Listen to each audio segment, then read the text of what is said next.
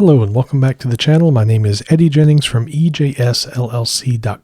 This video is another in my practice session series for the Red Hat Certified Specialist in Identity Management Exam EX362. Before I dive in, I want to thank returning subscribers for watching another video, as well as invite anyone who's watching, if you haven't subscribed, to click the subscribe button. Also, a reminder that these are my practice sessions for the exam. My exam's just under 2 weeks away, and I am going through all of the objectives that are posted by Red Hat and either explaining the objective or trying to do some exercises related to the objective. And at the end of the video, I'll do a little self-assessment, and hopefully I will feel confident with the objective. And if not, I still have some time to brush up and close any knowledge gaps. That being said, these should not be considered tutorials, nor should they be considered any type of authoritative information or training materials. I do try to have the information accurate because hopefully at this point of my preparation I have not learned something incorrectly. But just know that I'm learning right along with you, so do not use these as sources of training materials. I put these out on the internet in hopes that perhaps if you are working on this exam, some of the stuff that I do for my practice session might give you an idea of some things that you can do to help prepare for the exam. So continuing in the install and configure an IDM client, we're looking at the configure Kerberized services. This is a pretty broad topic because I kind of think of a couple different things that are related to this. One is creating service principals for Kerberos. You know, in our IDM domain and effectively the Kerberos realm, you basically have three types of accounts. You can have a user principal, you can have a service principal, which would represent, for example, like the HTTPD service, the Apache service, and you can have a host principal. You will probably find yourself working with user and host principals most often because that's, you know, your user and host accounts. The service principals, you will use them, but I'd venture to guess most people that are learning about LDAP and services like IPA and Active Directory are probably the least familiar with service principals. So in this practice session, I'm going to try to configure a service principal, and I'm also going to talk about Kerberos key tab files and such. The other aspect of what this could be talking about is, you know, you're given application foo, and you need to configure application foo to be able to use Kerberos authentication. That is almost frighteningly wide, because you could do kind of any service that can support Kerberos and configure it. And so I think for the exam, if you have to actually configure a server or a service to use Kerberos authentication, I would imagine there's going to be some kind of obvious configuration files that you would need to alter and such. I may be wrong with that, and if I am, I'm kind of sunk. Between now and the exam, I might see if I can take something like Apache or VSFTP and see how it can be configured to use Kerberos authentication, and probably not memorize, but just try to be familiar with that. But at the very least, one can be knowledgeable of how to make service principals and do a couple of things with those.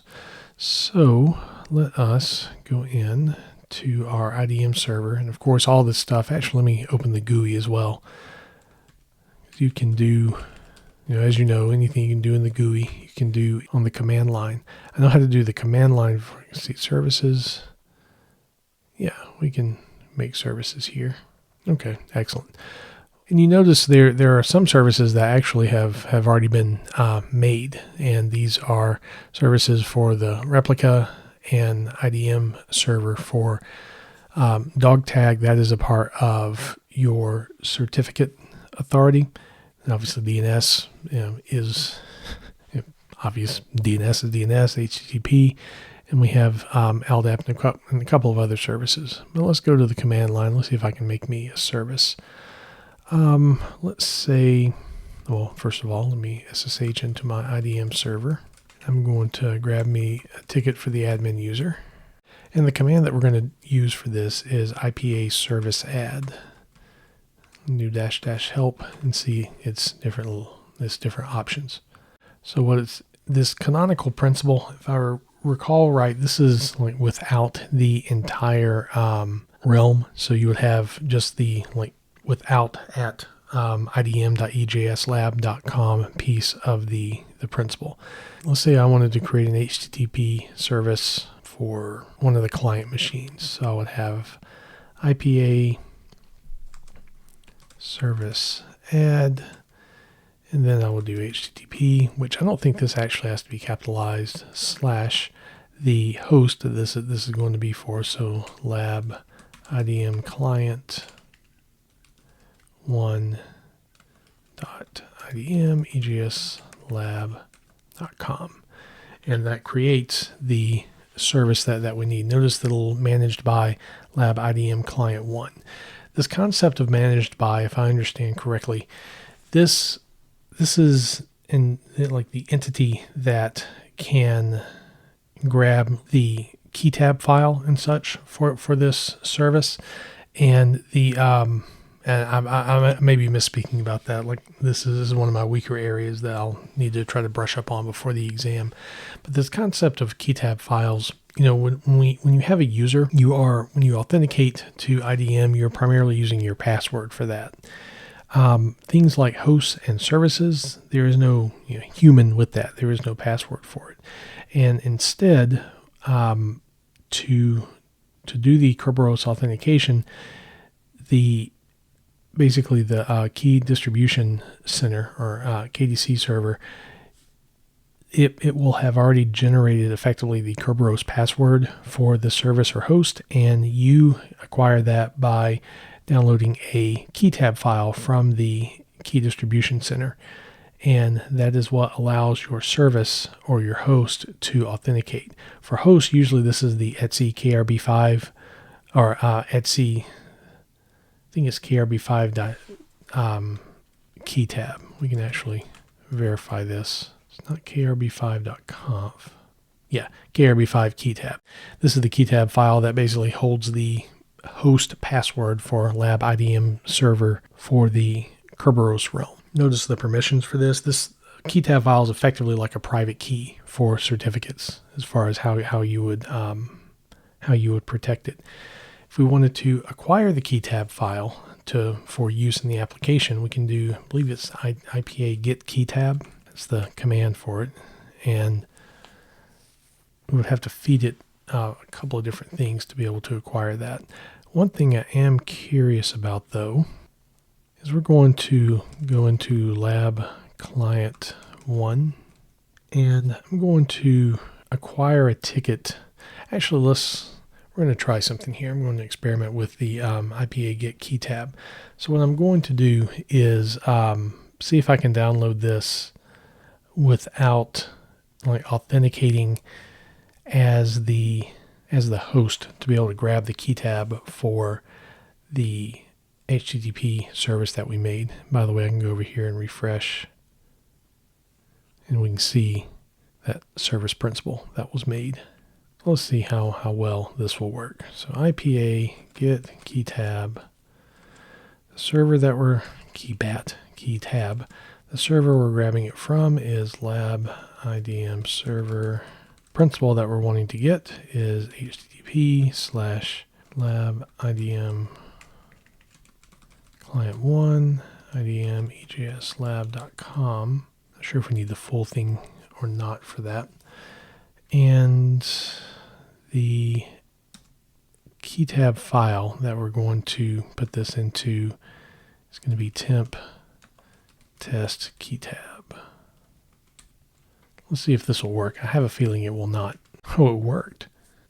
So I was thinking that since I'm both not on lab IDM client, I'll bet this works because I have a ticket for the admin user.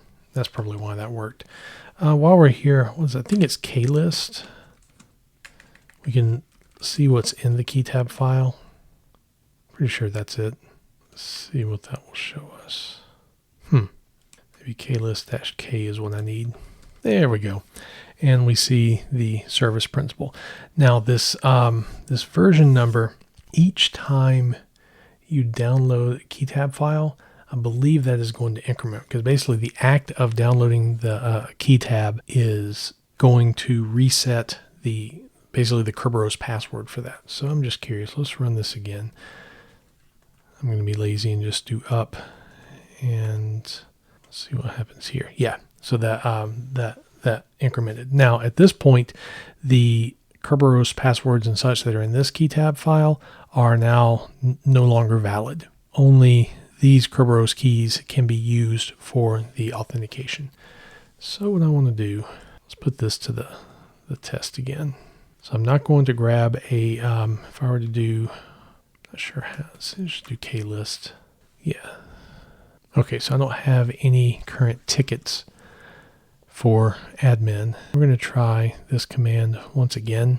Let's see if it's successful. This is something I encourage you to do in your practice, is just try stuff and see if it works. Sometimes you might be surprised, as I have been in this session. Other times, you can kind of use this as a checking of your understanding, like you expect something to fail and you understand why. So let's see what happens here.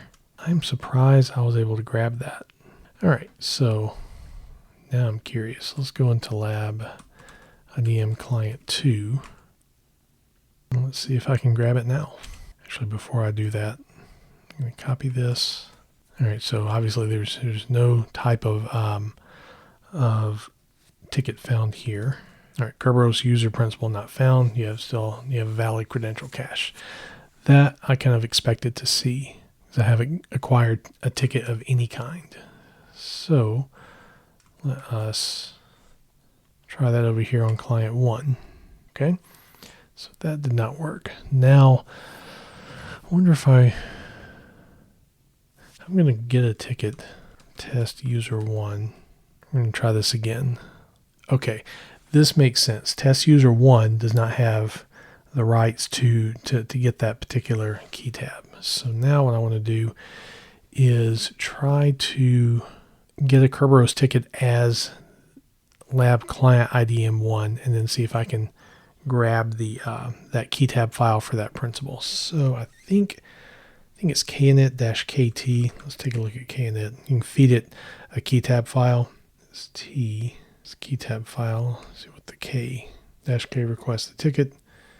And okay, that's why. So we're going to do knet-k. I'll bet this isn't going to work, or this is probably going to fail, because the root user can read that key tab file. Before I do this, yeah, there's my ticket for test user 1. All right, so knet-kt etc krb5 key tab. I guess I might need to do host. So this is lab idm client 1 .idm ejs. Until I haven't done this very often. Like I said, the Kerberos service principal stuff is not my strongest area. Become root and try these same commands again. I thought this is all that I would have to do. Of course, some of you watching are probably masters of Kerberos, and you're like, yeah, fool, you're not getting it right. Well, let's say this happens on the exam, and we have to figure out why this is not working. So it's almost like it doesn't know what realm to get that from, which seems kind of odd to me. Now let's do this. klist-k at krb5.key tab. Yeah, that's kind of what I expected to see, but I am surprised, unless I need a ticket as a user first, but that doesn't seem to make sense. So sometimes this might be a little quicker than using man pages. All right, let's try it one more time. knet-kt krb5 key tab. And then the principal. And the principal for this is going to be host lab idm client 1 idmejslab.com at idmejslab.com. Okay, no error there. Okay. So perhaps I figured it would fail before because of not being root, but I think, didn't we do this, try this exact command earlier? Yeah, pre-authentication failed. I'll bet that's what was up, because the non-root user can't read the key tab file. Okay, so now that I am with this ticket, which I have the ticket from the host, and that host is the manager of the key tab, or the manager of the service principal for HTTP Lab IDM Client 1. Let us see if I can now grab that ticket. So it'll be IPA get key tab, and the server will be Lab IDM server, and the principal is HTTP Lab IDM Client 1. I think that was all I needed. Oh, I need to tell it where to put the key tab. So temp key tab 1. Okay, that I can live with. Oh, yeah, the idmejslab.com. Okay, so now I was able to get the key tab for that service. Okay, so the one other thing that I want to try to do is have it to where an additional host could grab this key tab. So what I should be able to do is IPA service, is it mod? Add host. That's what I want. And let's do dash help. So what I'm going to do is do the service and host. All right. And notice the managed by is now both the client 1 and client 2. So in theory, you know what I should have done before I did that? All right, so we're going to remove a host real quick.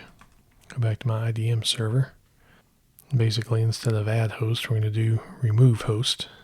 Okay, so what I'm going to do, just as an experiment, we're going to authenticate as this host. So knet kt etckrb 5 key tab, and we're going to do host. See if that works alone. Looks like it did. Klist. Okay, so now we're going to try to grab that that key file, key tab for the service. So IPA get key tab, and the server will be lab IDM server IDM ejslab.com. The principal lab client IDM client 1.idm ejslab.com, and we're going to output that to temp key tab, call it temp key tab 1. Okay, that I expect to see. I'm going to be lazy and just use the up arrow. We're going to add IDM client 2 as a host that can manage this Kerberos service, and this should, famous last words in IT, work. And it does. Now there's one thing, as I've been doing this, I'm kind of thinking about, and that's, the key version number, how it increments, and how each time you download a key tab file, it basically has reset the password. I want to think there is a mechanism that allows an old password, and I'm using password in the terms of what's stored in the key tab file, to still be valid for a little bit, even though you have downloaded a new one. And I can't remember that off the top of my head. That's something that I'm going to need to look up, because I have this feeling that there may be a situation where I have to configure that on the exam. And the idea, I think, is if you have multiple managed items, or let me do this, klist -k temp key tab 1, and I'm actually going to grab this again. Let's see what we have here. This might be what I'm thinking about, because currently the key tab now has both versions. That's something I do need to read, because I want to make sure I have that right in my head. I have a feeling that I need to know that for the exam. One thing I have not done is change permissions. I'm just dumping these into a temp file. So let's say that you do configure Apache for Kerberos authentication, and the Apache service is using that key tab file as a part of getting its service ticket from Kerberos. You will need to set the permissions to where Apache can read the file, but ideally nothing else can, because again, this is kind of like storing a private key.